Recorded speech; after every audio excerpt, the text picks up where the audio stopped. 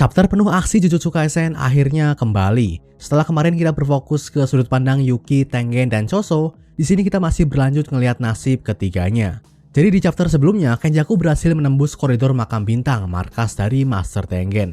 Dia pun langsung disambut oleh Choso sendirian. Tapi sebelum keduanya bertarung, kita sempat diberikan penjabaran soal rencana dari Kenjaku dan endgame-nya.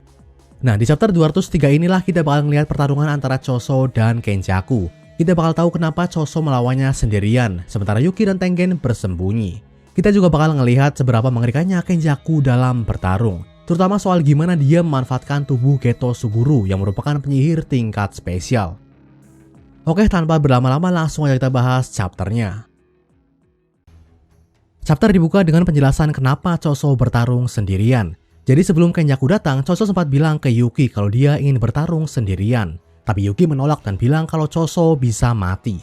Choso sendiri ngerasa kalau mereka nggak punya pilihan lain. Kalau dia dan Yuki bertarung bersama, yang ada keduanya bisa saling terganggu. Apa maksudnya? Kemungkinan Choso mau bilang kalau keduanya nggak punya gaya bertarung yang kompatibel. Jadi Yuki kemungkinan adalah tipe petarung jarak dekat dan Choso takut kalau darah beracunnya bisa mengenai Yuki. Tapi karena kita nggak tahu teknik spesifik dari Yuki sendiri, ini masih sekedar kemungkinan. Nah, karena inilah Choso pun berpikir kalau dia harus bertarung lebih dulu. Dengan begitu, dia bisa menunjukkan roh kutukan yang akan dipakai oleh Kenjaku dan membongkar info tentang teknik kutukannya. Barulah setelah itu Yuki turun tangan. Bahkan Choso bisa saja memancing Kenjaku memakai perluasan domainnya. Dan setelah memakai teknik tingkat tinggi itu, Kenjaku pasti bakal kesulitan buat mengontrol teknik kutukannya. Saat itulah kesempatan emas Yuki buat membunuh Kenjaku tercipta. Yuki sendiri sebenarnya setuju kalau ini adalah strategi terbaik. Tapi sekali lagi dia bilang kalau Choso bakalan mati. Choso pun bilang kalau dia nggak masalah selama Kenjaku terbunuh. Choso rela menjadi tumbal demi membalaskan kutukan ibunya berupa dia dan adik-adiknya. Pertarungan Choso dan Kenjaku pun akhirnya diperlihatkan. Choso memulai serangan dengan teknik darah penusuk. Tembakan darah pun meluncur dengan cepat ke wajah Kenjaku. Tapi dengan bantuan roh kutukannya, Kenjaku berhasil menghindar. Kenjaku pun balik menyerang dengan melempar puing bangunan ke arah Choso. Awalnya Choso ngerasa Kenjaku meremehkannya, tapi ternyata di balik puing tersebut udah bersembunyi komplotan roh kutukan yang siap merompok. Choso yang menyadari hal tersebut langsung memakai teknik supernova. Sebuah gumpalan darah diledakkan dan berhasil membunuh para roh kutukan yang menyerang. Tapi serangan ini ternyata cuma distraksi. Disitulah Kenjaku berhasil mendekat dan mengirim pukulan telak ke wajah Choso. Di sini kita bisa ngelihat kalau Kenjaku juga punya keahlian bela diri yang hebat. Tapi Choso juga nggak mau kalah. Dia pun kembali memakai teknik supernova dan mengarahkannya ke badan Kenjaku. Sebuah ledakan pun terjadi, tapi lagi-lagi dengan bantuan roh kutukannya, Kenjaku berhasil melindungi dirinya. Disinilah Choso pun kembali memulai dialog dengan Kenjaku. Dia penasaran apa rencana Kenjaku ke Yuji. Berbeda dengan dia dan adiknya yang dicampakkan selama 150 tahun, Kenjaku seakan masih punya rencana ke Yuji. Dia pun bertanya apa yang ingin Kenjaku lakukan ke Yuji. Dan setelah sempat terdiam, Kenjaku bilang kalau Yuji nggak punya peran yang spesial. Nah, yang menarik di sini adalah Kenjaku merujuk Yuji dengan kata ganti are atau that atau itu, seakan-akan menyebut Yuji sebagai benda. Lebih lanjut, dia pun menjelaskan kalau peran Yuji hanyalah sebagai wadah, dan dia udah memainkan peranan tersebut. Jadi sebagai wadah Sukuna, Yuji adalah pemercik api. Karena selama Yuji terus hidup bersama Sukuna di dalamnya, siklus kutukan nggak akan pernah berhenti. Dengan kata lain, Yuji adalah pusat dari badai kutukan di era baru ini. Yang dimaksud di sini adalah makin banyak roh kutukan yang terbangkit dan menguat sejak jari Sukuna dimakan oleh Yuji. Ini pernah disebut oleh Sukuna langsung di mana jari-jarinya seakan mengundang roh kutukan lain. Jadi sejak Sukuna bangkit di dalam tubuh Yuji, emang makin banyak kejadian-kejadian yang melibatkan roh kutukan tingkat tinggi. Bahkan kelompok Mahito yang disebut tingkat spesial yang belum terdaftar mulai bergerak di saat itu. Artinya Yuji emang memercik dari rencana Kenjaku buat mengembalikan era keemasan kutukan. Tapi apa benar cuma itu? Nanti kita bahas di akhir.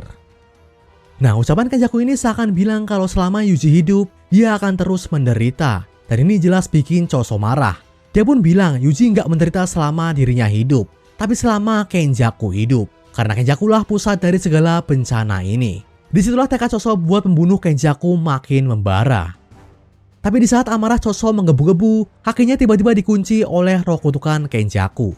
Roh kutukan tersebut ternyata udah merayap di bawah tanah dan menunggu waktu yang tepat buat mangsa. Choso pun terkejut dan gak bisa bergerak. Dan saat itulah Kenjaku kembali mengirim pukulan telak ke wajah Choso. Nah, kalau kalian teliti, Kenjaku dari tadi cuma memakai roh kutukan kecil. Dia juga cuma mengajar wajah Choso dengan tangan kosong. Disinilah Kenjaku bilang kalau dia tahu Choso hanyalah umpan. Dia bertugas buat memancing Kenjaku membocorkan teknik kutukannya. Inilah kenapa Kenjaku cuma memakai teknik alami Geto, yaitu manipulasi kutukan. Itu pun dia cuma memakai kutukan-kutukan tingkat rendah. Ya, ucapan ini menandakan kalau Kenjaku masih bisa lebih kuat lagi. Dia bahkan masih punya teknik kutukan lain yang bisa aja dipakai. Salah satunya adalah yang pernah kita lihat, yaitu teknik Mahito. Nah, sembari menginjak-injak wajah Choso yang tergeletak, Kenjaku bilang kalau cara ini udah cukup buat mengalahkannya. Ini karena Choso dan saudaranya nggak lebih dari sekedar produk gagal. Dan Choso jelas marah dan bilang kalau Kenjaku nggak tahu apa-apa soal adiknya. Tapi Kenjaku kembali menghina Choso. Dia bilang kalau Choso harusnya bangga karena Kenjaku mau bicara sebanyak ini dengannya. Dan seakan udah muak, Choso pun mencoba mengangkat kaki Kenjaku secara paksa. Tapi disitulah Kenjaku kembali menunjukkan keperkasaannya. Dia mengirim gerombolan serangga roh kutukan dan dengan ganasnya merubungi tubuh Choso. Badan Choso pun dipenuhi dengan luka parah, bahkan bajunya habis dimakan oleh para serangga. Disinilah Kenjaku menjelaskan betapa kuatnya seorang penyihir tingkat spesial itu. Jadi, seorang penyihir bisa disebut tingkat spesial kalau dia punya kekuatan yang bisa menggulingkan satu negara sendirian. Buat Gojo, hal ini mungkin nggak perlu dipertanyakan, tapi Geto Suguru juga demikian. Dengan teknik manipulasi kutukannya, dia bisa mengumpulkan bala tentara kutukan yang nggak terbatas. Bahkan meski yang dikumpulkan cuma kutukan-kutukan tingkat rendah, tapi kalau jumlahnya jutaan hingga miliaran, sebuah negara sanggup aja digulingkan. Ini jugalah yang terjadi ke Choso yang merupakan penyihir tingkat 1. Meski Kenjaku cuma memakai komplotan roh kutukan tingkat rendah, tapi karena jumlahnya banyak dan bisa diperkuat dengan energi kutukannya, mereka udah cukup buat mengalahkan Choso dengan telak. Jadi seperti kata pepatah, sedikit demi sedikit lama-lama menjadi bukit. Inilah teknik kutukan Geto Suguru. Nah, saat Choso tergeletak nggak berdaya, Master Tengen pun memanggil Yuki. Dia seakan menyuruh Yuki buat segera membantu Choso. Tapi Yuki bilang masih belum. Disitulah kita diperlihatkan apa yang ada dalam pikiran Choso. Sebagai seorang kakak, Choso ngerasa gagal. Selain gagal menanggung beban dan melindungi adik-adiknya, dia juga gagal memberikan contoh ke mereka. Choso pun teringat akan ucapan Kenjaku yang menyebut kalau eksperimennya kali ini menarik. Ini seakan bilang kalau Choso dan adik-adiknya nggak menarik. Inilah kenapa mereka diabaikan. Choso sendiri mengaku dirinya emang nggak menarik. Buktinya dia gagal mendaratkan satu pukulan pun ke sosok ayah brengseknya itu. Tapi Choso nggak terima kalau adik-adiknya disebut nggak menarik. Dalam hati Choso pun memanggil adik-adiknya dan meminta mereka meminjamkan seluruh kekuatannya. Saat itulah darah dengan jumlah besar membludak di sekitar Choso. Sembari berdiri dan memasang kuda-kuda, Choso pun berteriak, "Janin kutukan bersaudara, membaralah." Itu dia chapter 203 Jujutsu Kaisen. Di chapter ini kita berfokus ke Choso dan Kenjaku. Choso yang punya dendam pribadi ke sosok ayahnya bertekad buat membunuhnya. Dia bahkan rela buat jadi tumbal dan bertarung lebih dulu sendirian. Nah, di sini Choso sempat menyebut kalau dia dan Yuki nggak bisa bertarung bersama. Dan ini menimbulkan pertanyaan kenapa? Apakah karena keduanya belum familiar dengan satu sama lain? Atau ini ada hubungannya dengan teknik dari Yuki yang nggak kompatibel dengan Choso? Sejauh ini kita emang belum pernah tahu apa kekuatan dari penyihir tingkat spesial ini. Tapi kalau asumsi kedua tadi benar, artinya kemungkinan besar Yuki adalah petarung jarak dekat seperti Hakari. Tapi dari kemunculannya selama ini, Yuki juga punya Shikigami yang menyerupai ikan dengan moncong layaknya jepitan. Jadi gue yakin Yuki juga punya variasi serangan yang jauh lebih unik. Terlebih kita juga pernah ngelihat gimana Yuki berhasil menghentikan serangan hujan es dari Uraume. Dan menghentikan serangan skala besar seperti itu jelas bukan perkara mudah. Artinya daya serang Yuki juga pastinya lebih besar lagi. Berikutnya kita bahas pertarungan Choso dan Kenjaku. Di sini Kenjaku sempat menyebut Choso dengan penyihir tingkat 1. Dan mungkin ada yang bingung, padahal sebelumnya Choso disebut sebagai kutukan tingkat spesial. Nah, penjelasannya ada pada hubungan antara penyihir Jujutsu dengan roh kutukan. Jadi, buat dianggap sebagai penyihir tingkat spesial, seorang penyihir harus bisa mengalahkan roh kutukan tingkat spesial juga. Artinya, meski secara harfiah tingkatannya sama, secara standar kekuatan mereka berbeda. Inilah kenapa Choso yang sebelumnya dianggap kutukan tingkat spesial, saat dinilai dari standar penyihir, dia cuma penyihir tingkat 1. Tapi Choso bisa aja berevolusi jadi lebih kuat lagi. Bahkan inilah yang mungkin terjadi di akhir chapter ini.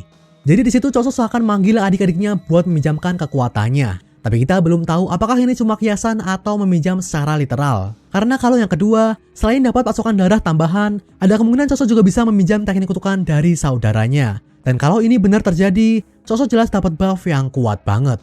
Tapi Kenjaku juga bukan penyihir sembarangan. Di chapter ini kita bisa ngeliat gimana ilmuwan gila ini juga ahli dalam bertarung. Di samping karena teknik kutukan Geto sendiri yang emang OP, Kenjaku juga pintar dalam memakai trik dan tipuan buat menjebak lawannya.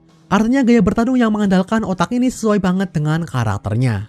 Terlebih Kenjaku juga kelihatannya masih menyimpan kekuatannya. berupa roh kutukan tingkat tinggi dan teknik mereka. Jadi seperti saat Kenjaku memakai teknik mutasi milik Mahito, dia juga bisa aja memakai teknik-teknik dari roh kutukan lain. Dan inilah yang ingin dipancing keluar oleh Choso. Jadi kalau bicara realistis, kalau Choso bisa memancing Kenjaku bertarung serius, bahkan sampai memaksanya memakai perluasan domain, Choso bisa dibilang udah berhasil, dan sisanya tinggal diurus oleh Yuki. Nah, terakhir gue mau bahas sedikit soal ucapan Kenjaku, yang bilang kalau peran Yuji itu cuma sebagai pemercik. Buat gue sendiri ini agak ganjil mengingat di akhir arc Shibuya, Kenjaku sempat bilang ke Yuji dia berharap banyak padanya. Terlebih ada fakta juga kalau Oroome sampai saat ini masih bersedia membantu Kenjaku. Artinya masih ada hal yang berguna buat Sukuna yang bakal dilakukan oleh Kenjaku nantinya.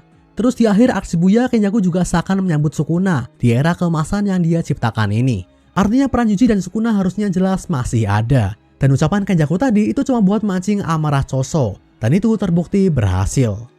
Tapi seperti biasa itu semua cuma teori belaka. Oke, segini aja video pembahasan Jujutsu Kaisen kali ini. Like dan share kalau kalian suka. Komentar kalau kalian punya pendapat, kritik, atau saran. Subscribe kalau kalian tertarik dengan konten channel ini. Akhir kata, sampai jumpa.